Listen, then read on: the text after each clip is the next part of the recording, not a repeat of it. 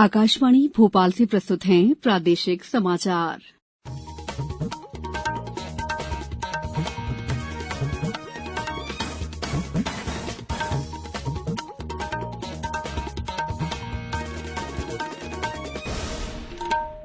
नमस्कार, समाचारों के साथ मैं दीपा सिंह। सबसे पहले मुख्य समाचार। उत्तराखंड बस हादसे में पन्ना जिले के दिवंगत लोगों की पार्थिव देह खजुराहो पहुंची। मुख्यमंत्री ने दिए दुर्घटना की जांच के आदेश। राज्यपाल मंगूभाई पटेल ने कहा है कि लंबित दया याचिकाओं का निराकरण फास्ट ट्रैक में किया जाना चाहिए। रेलवे ने एक यूजर आईडी से एक महीने में अधिकतम 6 टिकट बुक करने की सीमा बढ़ाकर 12 की। और माध्यमिक शिक्षा मंडल ने कक्षा 10वीं और 12वीं की पूरक परीक्षा की समय सारणी में किया आंशिक संशोधन। अब समाचार विस्तार से। उत्तराखंड बस हादसे में पन्ना जिले के दिवंगत लोगों की पार्थिव देह एयरफोर्स के विमान से आज खजुराहो पहुंची। खजुराहो से तीर्थयात्रियों की पार्थिव देह को उनके गांव ले जाया जा रहा है। मुख्यमंत्री शिवराज सिंह चौहान ने उत्तराखंड में हुए हादसे में वाहन चालक से मुलाकात कर हादसे की जानकारी ली। श्री चौहान ने संवाददाताओं को बताया कि ये दुर्घटना स्टीयरिंग व्हील के खराब होने के कारण हुई है। इस दुर्घटना में प्रदेश के पन्ना जिले के 25 श्रद्धालुओं की मृत्यु हो गई है। कल शाम को 7 बजे के बाद लगभग 7:15 बजे यमुनोत्री जा रही एक बस, 2 बस थी, एक आगे निकल गई थी, एक आगे थी, एक पीछे आ रही थी। जो बस पहले जा रही थी वो लगभग 1000 फीट गहरी खाई में गिर गई। लगभग 8 बजे के आसपास, 7:45-8 बजे मुझे जानकारी मिली। मैंने तत्काल उत्तराखंड के मुख्यमंत्री माननीय पुष्कर सिंह धामी जी से बात की और तत्काल आग्रह किया कि युद्ध स्तर पर राहत और बचाव के काम प्रारंभ किए जाए। राष्ट्रपति, उपराष्ट्रपति और प्रधानमंत्री ने दुर्घटना में लोगों की मृत्यु पर शोक व्यक्त किया है। राष्ट्रपति रामनाथ कोविंद ने मृतकों के परिजनों के प्रति संवेदना व्यक्त की। उपराष्ट्रपति एम वेंकैया नायडू ने घायलों के शीघ्र स्वस्थ होने की प्रार्थना की। प्रधानमंत्री नरेंद्र मोदी ने मृतकों के परिजनों को प्रधानमंत्री राष्ट्रीय राहत कोष से 2-2 लाख रुपए की अनुग्रह राशि देने की घोषणा की। घायलों को 50-50 हजार रुपए दिए जाएंगे। उत्तराखंड के मुख्यमंत्री पुष्कर सिंह धामी ने दुर्घटना की जांच के आदेश दिए हैं। श्री धामी ने दुर्घटना की सूचना मिलने के बाद जिला प्रशासन को राहत और बचाव कार्य में तेजी लाने के निर्देश दिए। नगरीय निकायों के निर्वाचन के दौरान पेड न्यूज पर नियंत्रण के लिए सभी जिलों और राज्य स्तर पर media certification and monitoring committee MCMC का गठन किया जाएगा। राज्य निर्वाचन आयोग द्वारा इस संबंध में जरूरी निर्देश कलेक्टर और जिला निर्वाचन अधिकारी को जारी कर दिए गए हैं। महापौर और पार्षद पद के अभ्यर्थियों के लिए निर्वाचन व्यय सीमा निर्धारित की गई है। राज्य निर्वाचन आयोग के सचिव राकेश सिंह ने जानकारी दी है कि जिला निर्वाचन अधिकारी जिलों में पेड न्यूज से संबंधित प्रतिदिन आने वाले प्रकरणों और उन पर एमसीएमसी द्वारा लिए गए निर्णय की जानकारी निर्धारित प्रारूप में नियमित रूप से राज्य निर्वाचन आयोग को भेजेंगे। राज्यपाल मंगूभाई पटेल ने कहा है कि लंबित दया याचिकाओं का निराकरण फास्ट ट्रैक में किया जाना चाहिए। कारावास की अवधि 14 साल की पूर्णता पर राहत प्रावधानों का गतिशीलता और संवेदनशीलता के साथ क्रियान्वयन किया जाना चाहिए। उन्होंने कहा है कि व्यवस्था का स्वरूप ऐसा होना चाहिए जिसमें राहत के लिए सुपात्र व्यक्ति को एक ही दिन भी अतिरिक्त कारावास में नहीं रहना पड़े। राज्यपाल श्री पटेल लंबित दया याचिकाओं के संबंध में गृह, विधि, विधायी कार्य और जेल विभाग के वरिष्ठ अधिकारियों के साथ राजभवन में चर्चा कर रहे थे। राज्यपाल मंगूभाई पटेल ने कहा है कि राहत याचिका के सुपात्र को रिहाई की निश्चित तिथि आदि की व्यवस्थाओं को ध्यान में रखते हुए लंबित नहीं रखा जाना चाहिए। बैठक में राजभवन जनजातीय प्रकोष्ठ के अध्यक्ष दीपक खांडेकर, राज्यपाल के प्रमुख सचिव डीपी आहूजा, प्रमुख सचिव विधि और विधायी कार्य बीके द्विवेदी, महानिदेशक जेल और सुधारात्मक सेवाएं अरविंद कुमार और अन्य अधिकारी मौजूद थे।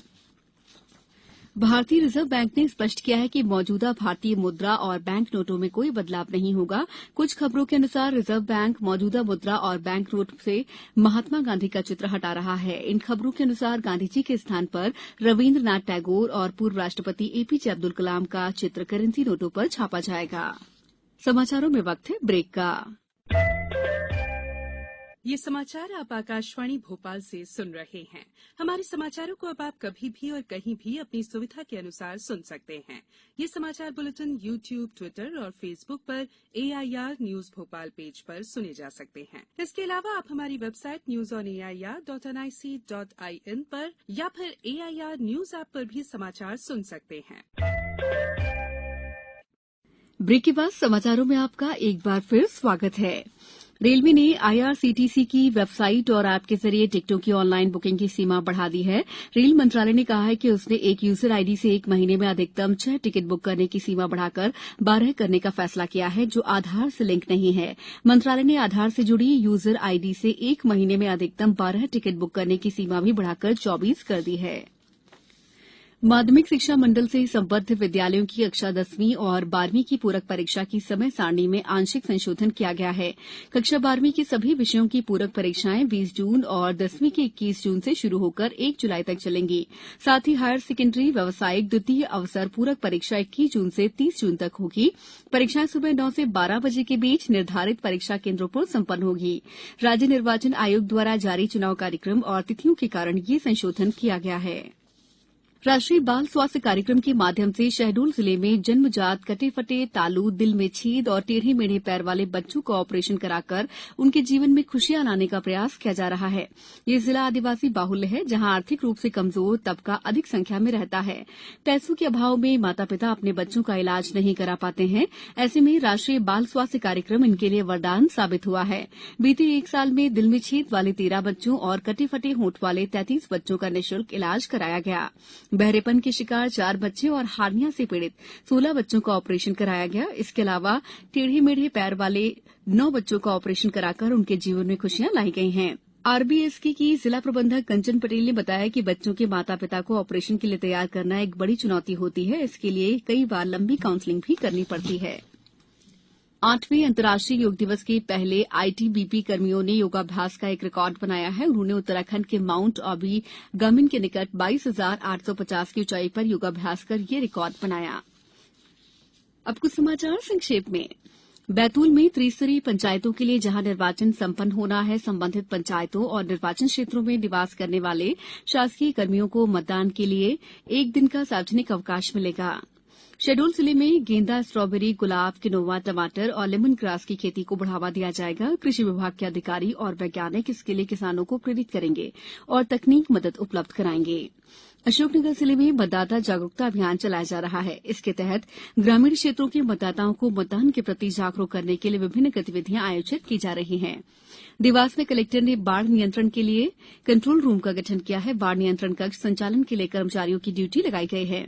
गुना में जिला निर्वाचन अधिकारी ने सभी नागरिकों से आचार संहिता का पालन करने और शस्त्र तत्काल जमा कराने को कहा है। खंडवा में शासकीय नंद कुमार सिंह चौहान सह जिला चिकित्सालय खंडवा में शिशु विभाग की ओपीडी में पूरक पोषण आहार दिवस मनाया गया। सीधी जिले में त्रिस्तरीय पंचायत चुनाव के नाम पर निर्देशन पत्र जमा करने के अंतिम दिन आज कलेक्ट्रेट सहित विभिन्न एआरओ सेंटरों में भारी भीड़ देखी गई। रायसेन कलेक्टर ने सभी जिलाधिकारियों को निर्देश दिए हैं कि वे सौंपे गए निर्वाचन संबंधी दायित्वों का पूरी गंभीरता और निष्ठा से निर्वहन करें। दतिया जिले में मतदाताओं को उनके अधिकारों की जानकारी दी जा रही है। पन्ना में आज एक सड़क हादसे में 6 लोगों की मौत हो गई। मृतक उत्तर प्रदेश के बांदा के बताए जा रहे हैं। अंत में मुख्य समाचार एक बार फिर। उत्तराखंड बस हादसे में पन्ना जिले के दिवंगत लोगों की पार्थिव देह खजुराहो पहुंची। मुख्यमंत्री ने दिए दुर्घटना की जांच के आदेश। राज्यपाल मंगू भाई पटेल ने कहा कि लंबित दया याचिकाओं का निराकरण फास्ट ट्रैक में किया जाना चाहिए। रेलवे ने एक यूजर आईडी से एक महीने में अधिकतम 6 टिकट बुक करने की सीमा बढ़ाकर 12 की। और माध्यमिक शिक्षा मंडल ने कक्षा 10वीं और 12वीं की पूरक परीक्षा की समय सारणी में किया आंशिक संशोधन। इस बुलेटिन में इतना ही। दीजिए इजाजत। नमस्कार।